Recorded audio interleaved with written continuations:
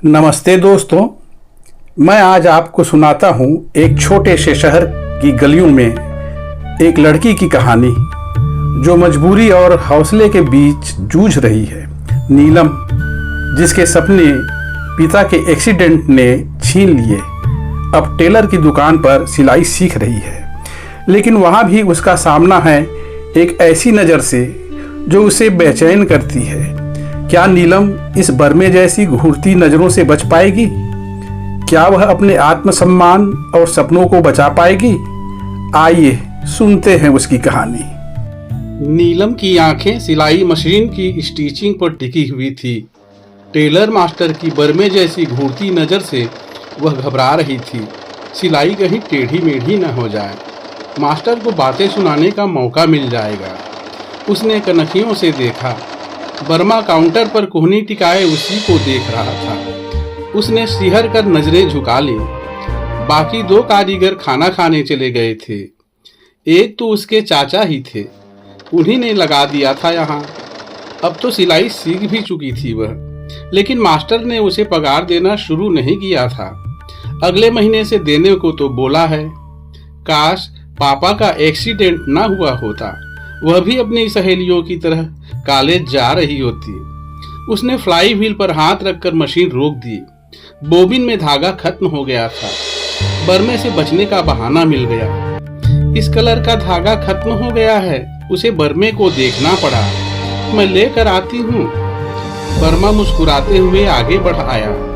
रुको, इतनी जल्दी क्या है, किसी कारीगर को भेज देंगे। नहीं, नीलम ने रूखेपन से कहा, मैं खुद ले आती हूँ। और वह बिना उसकी बात सुने सफेद चुन्नी को चेहरे पर लपेटकर बाहर निकल आई। चेहरा उसे स्किन एलर्ट के कारण नहीं, मजबूरी में ढकना पड़ता था। उसके घिसे हुए पुराने स्कूल यूनिफॉर्म से मजबूरी टपकती थी। मजबूरी अच्छी चीज नहीं होती। गनीमत पापा ने स्कूल यूनिफॉर्म ओवर साइज ले दिया था। अब तो यह भी छोटा पड़ने लगा था।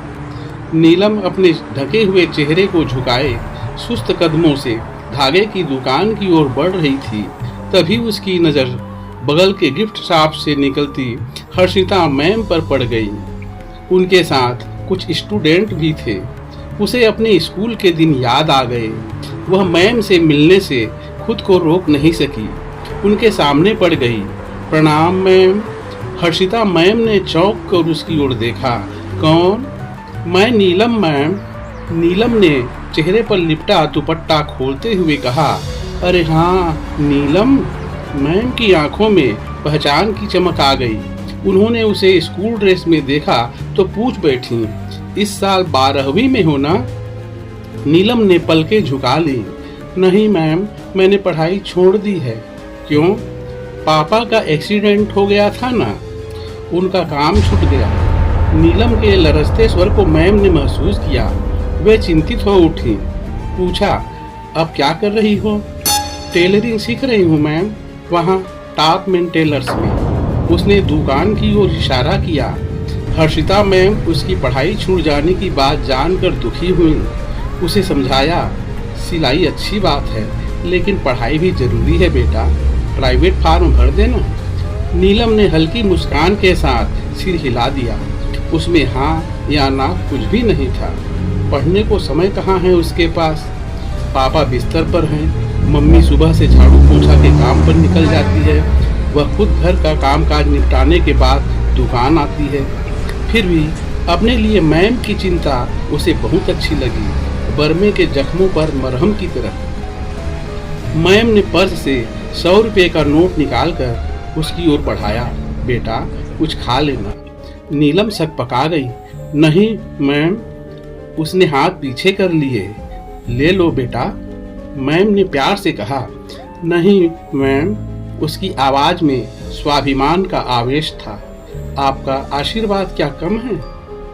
अच्छा, तो इसे मेरा आशीर्वाद ही समझ, मैम ने मुस्कुरा कर कहा और जाने के लिए मुड़ गई। 100 रुपये का नोट नीलम के हाथ में रह गया।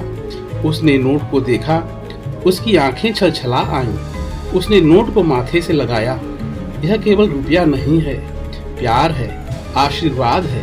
इसे नाश्ता पानी में खर्च नहीं करेगी, पापा के लिए मालिश का तेल ले जाएगी। वे जल्दी ठीक हो जाएंगे तो अच्छे दिन लौट आएंगे। उसने एक गहरी सांस ली और बिना चेहरा ढके बेफिक्री से टॉपमैन टेलर्स की ओर बढ़ चली। उसके चेहरे पर उम्मीद और हौसले की चमक थी। उसकी नज़र बगल की दुकान के ग्लास पर पड़ती अपनी छवि पर पड़ी। वह रुक कर देखने लगी। बहुत दिनों बाद उसने खुद को देखा। फिर वह बेधड़क कदमों से टॉपमैन टेलर्स की ओर बढ़ चली। उसका सफ़ेद दुपट्टा हवा में लहरा रहा था। टॉपमैन टेलर्स के दरवाजे पर खड़े टेलर मास्टर ने उसकी बेधड़क चाल को अचरज से देखा और उसका चेहरा बुझ गया। यह तो कोई दूसरी नीलम लग रही थी। उसने दुकान में कदम रखा तो मास्टर किनारे हो लिया। वह उसे नजरअंदाज करते हुए सीधे अपनी मशीन पर जा बैठी और बोबिन डिब्बी में धागा डालती हुई गुनगुनाने लगी।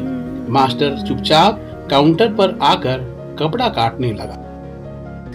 नीलम की कहानी हमें सिखाती है कि मुश्किलें चाहे कितनी भी बड़ी हों, हौसला और आत्मसम्मान कभी नहीं हारता। एक 100 रुपये का नोट सिर्फ पैसा नहीं बल्कि प्यार और विश्वास का प्रतीक बन गया। क्या नीलम अपने पिता को ठीक कर पाएगी? क्या वह अपने सपनों को फिर से उड़ान दे पाएगी? इस कहानी का अंत आप क्या सोचते हैं? अपनी राय कमेंट्स में ज़रूर बताएं। अगर आपको यह कहानी पसंद आई हो तो इसे लाइक करें, सब्सक्राइब करें और बेल आइकॉन दबाएं ताकि अगली कहानी की घंटी आप तक सबसे पहले पहुंचे। और हाँ, ऐसी ही प्रेरक कहानियों के लिए हमें फॉलो करना ना भूलें।